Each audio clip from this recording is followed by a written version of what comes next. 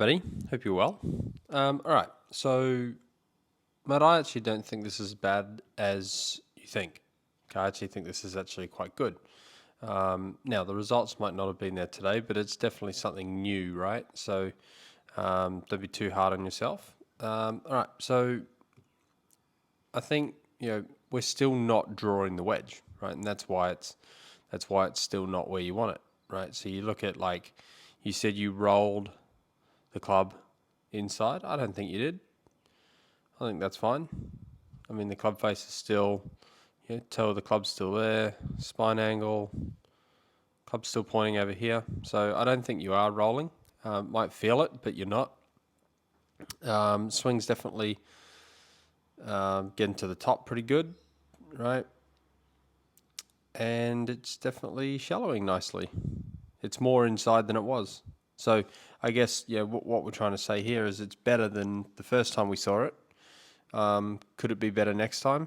Yeah. All right. So it's just that learning curve, right? It's just that journey. So you'll notice here, right? There's still a bit of a pull happening. All right. So, well, not really a pull. It's a very small pull, if anything, but it's definitely, I guess, not starting over here, right? Which we could consider like a bit of a push draw, or at least that's the feeling we're trying to get with the wedge, right? So you can see here a slight pull.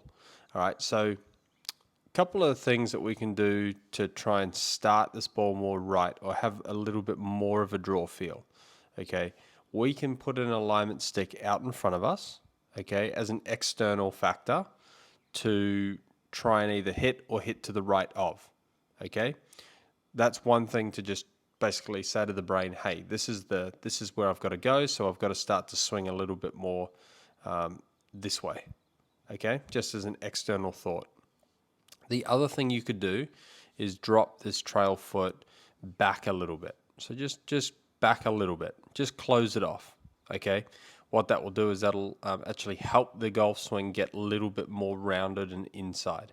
Okay. So if we can mix a little bit more rounded with that external factor out here, okay, potentially the club can start to swing a little bit more in.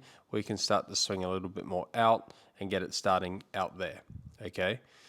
We definitely want to see a draw shape on our wedges, right? So let's say that when you're out there practicing, you definitely want to try and hit a draw. Okay. Now, again, I'm not saying that every single wedge shot needs to be this low draw thing. Okay. It doesn't. But to get a draw with your wedges from, say, 75 or 80 yards, your path has to be quite extreme in to out, right? So in order for us to train and then start to work back to neutral, it would be good to start to see this ball kind of doing this with the wedges, okay? Because then you absolutely know that the path is doing what we want and the face is doing what we want, okay? Theoretically, what we will then see is the ball flight come down, okay? Also, mate, you've got range balls, so just be careful of that. Range balls aren't going to exactly fly like a Pro V1, so they might pop up a little bit. But, mate, apart from that, the down the line looks pretty good. We could argue, the down the line looks pretty good, mate, to be fair. Just that exit, see how that exit goes real left early, right? See how the hand path goes real left, down and across and kind of in front of your thighs quite quickly. Okay, so we kind of want to see if we can get that hand path to work a little differently instead of down and left, kind of get them, if we can get that swing path moving a little more out this way, well, the hand path will start to move a little bit more out that way as well. Okay, the face-on view, again, everything looks pretty good. But when we get to impact, we can see here that the shaft lean isn't quite, right? It's not quite where we want it. Now, what are ways to add more shaft lean? Well, we can add it at the start. Great. We can have the ball position more back. Okay, so currently it's right there. So we could put it back half a ball or a ball. Okay, that would help some shaft lean at impact. We can have pressure on our lead side, which you've got it. Okay. we could not have the upper body tilting away from the target as much. We can actually bring that back to a little bit more neutral. Now, all of a sudden, if you move ball back and body a little bit more neutral, you're probably going to get more shaft lean. Okay, so there's some ways to do that there. If the ball's back and we shift forward, right, based on where your body is now, we should be able to theoretically get some more shaft lean. So I would even argue we need to get more in front of the ball through impact. Okay, see how we've got this like little flip here? Okay.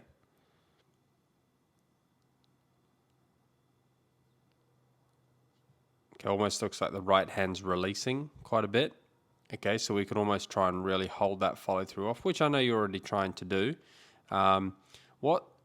Be interesting what club you've got there. Because what we could even do, might look like a 56 or something, 54. Because what you could even do is start off with some 52 degrees or even some 50 degrees and start to learn how to get those to come out low, right? Even a pitching wedge.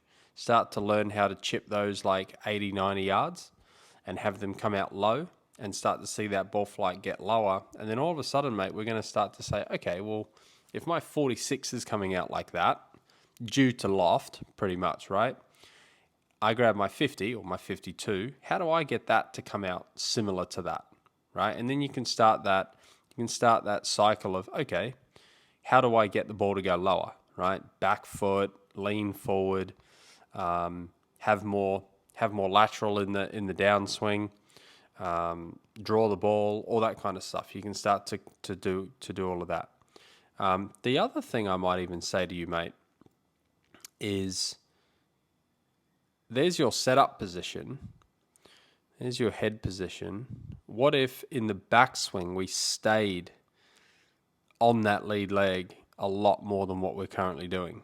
So let's say we had 60 or even 70 cent pressure on that lead side at the start, and we kept it there throughout the whole swing. That would theoretically keep our upper body way more on top of the ball. Then when you go to shift even more forward, we're going to be quite far ahead of the ball, aren't we? Right? So now all of a sudden we're going to take off loft. We're going to have some shaft lean. Okay? So there's thousands of ways, well, not thousands, but there's a few ways of doing it, right? And I think for you, for the golfer you are, we go through some trial and error and see what's best, what's going to be best for you. And I think, I think you'd enjoy that as well. But mate, everything looks pretty good. Everything looks pretty good. We just need to get that ball down a little bit more through less loft. Okay, more shaft lean, less loft, and there are many ways to do that. Ball position, how we, like I said, I've just gone through them all. Okay, so maybe when if you're watching this, actually what I'll do is I'll send this and I'll send you a message to have a notepad and pen ready for you to maybe take some notes and say, right, these are some ways I can take loft off the club. Write them down and then try them at the range and see which one works best for you. All right, but otherwise, mate, everything's looking pretty good.